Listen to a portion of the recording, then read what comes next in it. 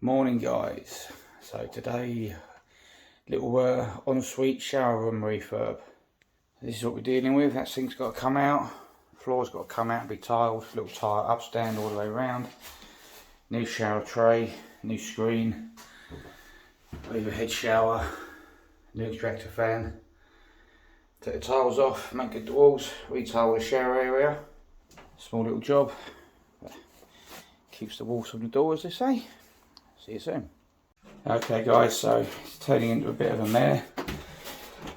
As you can see, they've battened on the old wall to run pipes quite badly.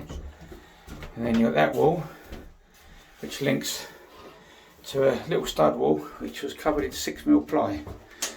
And then tiled over that. And then obviously this is just plasterboard, this wall. So the plasterboard was giving away, so I took the plasterboard off as well. So we've now got to make all that wall good, make that wall good, do our pipes, make that wall good, replace the shower tray. The joys. What a mess. So this is what I'm dealing with guys. This is under the floor. And it comes up to that, so I've got to do something with all of that. There was bits of timber stuck on the side of this, bits of timber over there that are completely shot. The floor underneath was rotten.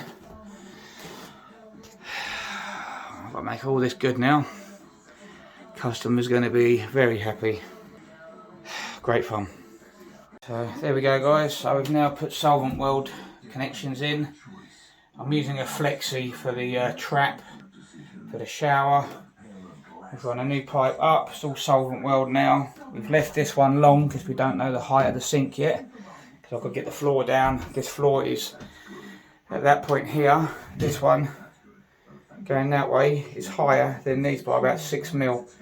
So what I'm going to do, I'm going to put a batten across here, all the way along, at the height of that floor. Bring it to it, and then on this one we're just going to patch that in. And then I'm going to use 6mm board, and we're going to glue 6mm board on top of this. I don't know what you call it, this stuff, like the polystyrene cement board or whatever you call it.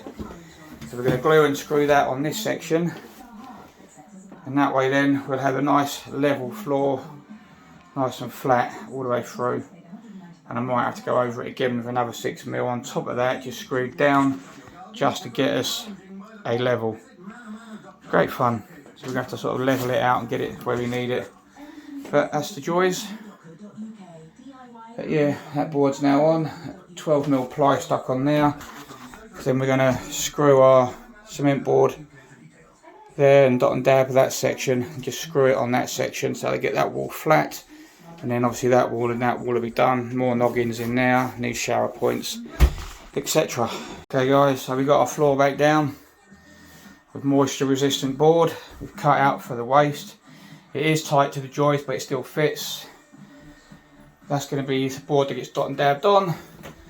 We've plumbed in our pipes, bearing in mind I'm trying to use what was already here, because the basin come from these two feeds, so this is how it's plumbed in before, and the client's on a budget, so I'm trying to reuse the same holes. So cold, hot, job done. I've reversed these, as you can see it's level, plumb. So I've reversed these, so one comes down, one goes up, that way I haven't got the pipes crossing each other. I'm just going to do a pressure test now. So this is how I do my pressure testing. Push fit with an isolator. Pressure gauge currently reading 2 bar. And I use a foot pump on that valve, pump it up, get it to about 2.5 bar, shut that isolator, remove the pump, and then open the valve, and that gives me my gauge. That's the hot, so that's solid, that hasn't moved yet, so we know we're good there.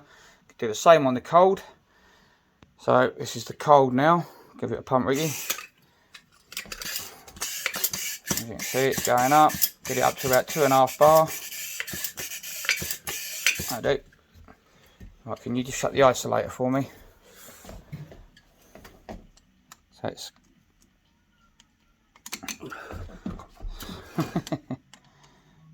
that's it. Right, pull that off. Alright, as you can see the pressure's dropped. If you open that valve again, Ricky, pressure should go back up again.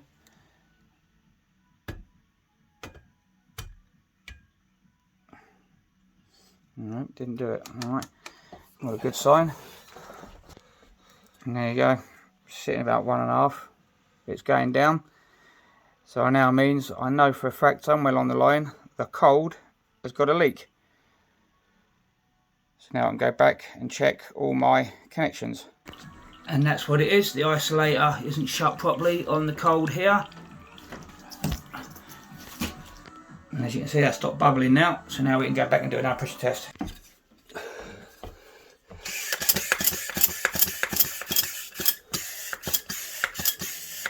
That'll do. Yeah. Make sure it's dead horizontal, that's it. Or vertical. Alright, pop that off for us, mate.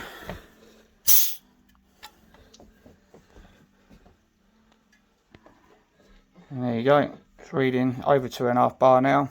Valve's open. And it's not dropping this time. So the isolator was the problem. So that means all my connections are now tested up to this point to 2.5 bar. My feed pipes are up there. We're going to get rid of that one-way shower pipe, pump, sorry. And in its place is going to go a two-way because the pressure here is really bad.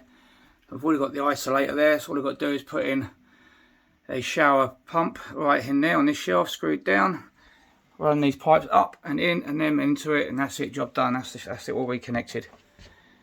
That's us done for today. So we'll see you again tomorrow. Don't forget guys, like, follow, share, and check out my YouTube channel. See you soon.